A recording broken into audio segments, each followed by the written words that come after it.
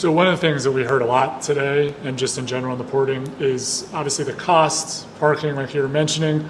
Also, just people are wondering: is the governor, and the governor's office, are they subject to this? So obviously, the governor issued the order. This is for people that are under his jurisdiction. So he's the ultimate kind of decider of what can happen to the people who are under him. But in terms of the governor's office, we did ask the governor's office if they are subject to this 4-day-a-week order, and the answer was yes. So, they are going to be also required to come 4 days a week under this order, under the understanding that they will have to do that. So again, we will get more specifics as to what their plans are, but that is something, yes, that they will have to follow. And so, as you had noted, this order is applying to departments that are under the governor's administration, which is the vast majority of departments at the state. But important to note that there are what's known as constitutional offices that are run by elected officials that are effectively under their own jurisdiction.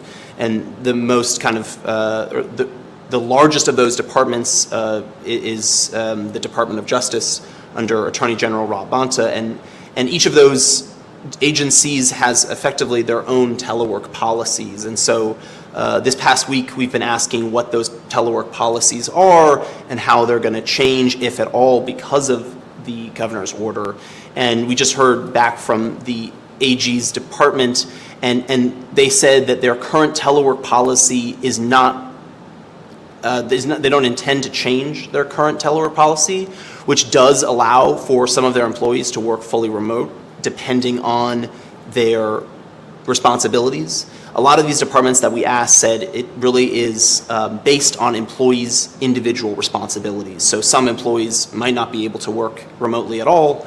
Some are able to work 3 days a week from their home.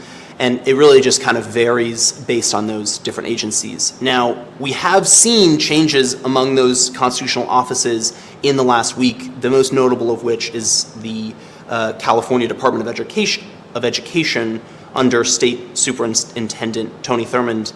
And I spoke with the state superintendent yesterday, and he had directed his employees last week to be in alignment with Newsom's order, meaning effectively those employees should expect to be back in their offices 4 days a week sometime later this year. Now, there were some notable exceptions as to why he did that, and he said that the reason the California Department of Education is returning to offices 4 days a week is to be in alignment with public schools in California, which have been in person for some time since the pandemic. And there is, he said, perhaps flexibility in how it's rolled out and when it's rolled out, but ultimately he feels that it's best to align the Department of Education with those public schools that are teaching in person.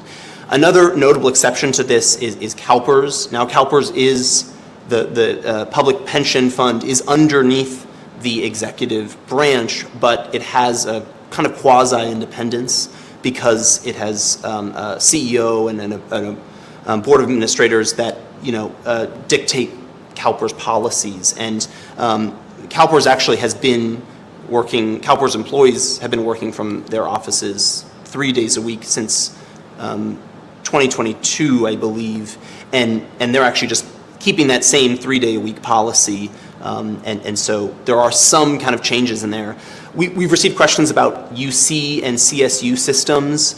Those have specific telework policies based on the campus or those kind of specific institutions under those university systems that all have specific telework policies.